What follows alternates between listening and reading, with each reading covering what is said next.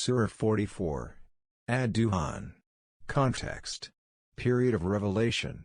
Its period of revelation also could not be determined from any authentic tradition, but the internal evidence of the subject matter shows that this Surah too was sent down in the same period in which Surah 43, Az-Zukhruf, and a few other earlier surahs had been revealed.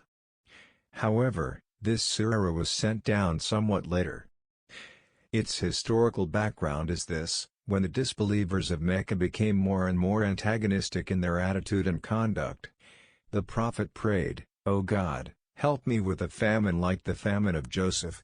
He thought that when the people would be afflicted with a calamity, they would remember God, their hearts would soften, and they would accept the admonition. God granted his prayer, and the whole land was overtaken by such a terrible famine that the people were sorely distressed. At last, some of the Quraysh chiefs, among whom Abdullah bin Mas'ud has particularly mentioned the name of Abu Sufyan, came to the Prophet and requested him to pray to God to deliver his people from the calamity. On this occasion, God sent down this surah. Subject matter and topics of this surah. The introduction to the address revealed on this occasion, for the admonition and warning of the people of Mecca, contains some important points, which are as follows. Number 1. You, O people of Mecca, are wrong in thinking that the Quran is being composed by Muhammad. This book, by itself, bears the clear testimony that it is not the composition of a man but of God, Lord of the worlds. Number 2. You are making a wrong estimate of the worth of this book. You think it is a calamity that has descended on you, whereas the hour when God, out of sheer mercy, decided to send his messenger and his book to you was highly blessed. Number 3. You are foolishly involved in the misunderstanding that you will fight this messenger in this book and will win, whereas the fact is, that the messenger has been raised, and the book sent down in that particular hour when God decides the destinies, and God's decisions are not so weak that they may be changed to a person's liking. Nor are they based on ignorance and folly, that there may be the likelihood of a mistake or error or weakness in them. They are rather the firm and unalterable decisions of the ruler of the universe, who is all-hearing, all-knowing and all-wise. Therefore, they cannot be treated lightly. Number 4.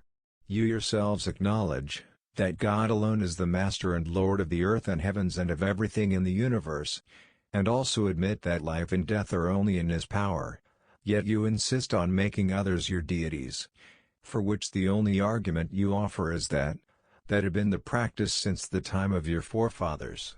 Whereas if a person has the conviction that God alone is the Master, Sustainer and Giver of life and death, he can never entertain the doubt that there can be other gods also beside him, who can be worthy of worship. If your forefathers have committed this folly, there is no reason why you also should continue committing it blindly. As a matter of fact, their Lord too was only one God, who is your Lord, and they also should have worshipped only him, whom you should worship. Number 5. The only demand of God's providence and mercifulness is not this, that he should feed you, but also this, that he should arrange guidance for you. For this very guidance, he has sent his messenger and his book. After this introduction, the question of the famine that was raging in Mecca has been discussed. As already mentioned, this famine had occurred on the Prophet's prayer, and he had prayed for it, so that when the calamity befell, it would break the stubbornness of the disbelievers and then they would listen to the rebuke. It looked as if this expectation was being fulfilled to some extent, for some of the most stubborn enemies of the truth, on account of the severity of the famine, had cried out, "O Lord, avert this torment from us, and we will believe." At this, on the one hand, the Prophet has been foretold, these people will not learn any lesson from such calamities. When they have turned away from the messenger, whose life, character, works, and speech clearly show that he is God's true messenger, how will a mere famine help remove their disbelief? On the other, the unbelievers have been addressed, so as to say, "You lie when you say that you will believe as soon as the torment is removed from you. We shall just remove it to see how sincere you are in your promise." There is a graver disaster about to fall upon you. You need a much more crushing blow. Minor misfortunes cannot set you right. In this very connection, a reference has been made a little below to Pharaoh and his people, implying that those people also had met with precisely the same trial as the chiefs of the disbelieving Quraysh are now afflicted. To them also a similar noble and honorable messenger had come. They also had seen those express pointers and signs, which clearly showed that he had been appointed by God. They also had gone on witnessing one sign after the other. But they did not give up their stubbornness, till at last they made up their mind to put an end to the messenger's life. And they met their doom, which has since become a lesson for the people forever. After this, the theme of the hereafter has been taken up, which the disbelievers of Mecca vehemently denied. They said, "We have never seen anyone rising back to life after death. Raise our forefathers back to life, if you are true in your claim about the life hereafter." In response to this, two arguments for the hereafter have been presented briefly.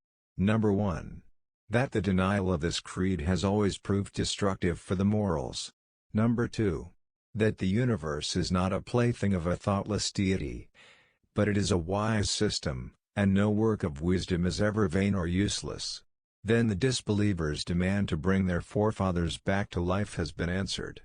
Thus, this cannot be done every day to meet the demand of the individuals. But God has appointed a time when He will resurrect all mankind simultaneously, and will subject them to accountability in His court. If one has to protect oneself there, one should think about it here. For no one will be able to save himself there by his own power, nor by the power of anyone else. In connection with this court of God, mention has been made of the fate of those who will be declared as culprits, and of the rewards of those who will be declared as successful. The discourse has been concluded with this warning. This Quran has been revealed in a simple language, in your own tongue, so that you may understand it. Yet if you do not understand it and insist on seeing your evil end, you wait, our Prophet too is waiting. Whatever is to happen, will happen at its own appointed time.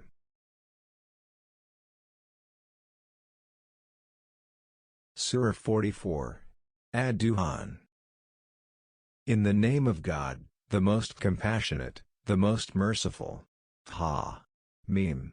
By the clear book, indeed we sent it down during a blessed night. Indeed we have been warning. Therein, on that night is made distinct, every precise matter, every matter proceeding from us. Indeed we were to send a messenger as mercy from your Lord. Indeed He is the hearing, the knowing, Lord of the heavens and the earth, and that between them, if you would be certain. There is no deity except Him, He gives life and causes death. He is your Lord and the Lord of your first forefathers. But they are in doubt, amusing themselves. Then watch for the day when the sky will bring a visible smoke, covering the people. This is a painful torment. They will say, "Our Lord, remove from us the torment, indeed we are believers." How will there be for them a reminder at that time? And there had come to them a clear messenger. Then they turned away from him and said, "He was taught, and is a madman." Indeed we will remove the torment for a little. Indeed you disbelievers will return to disbelief.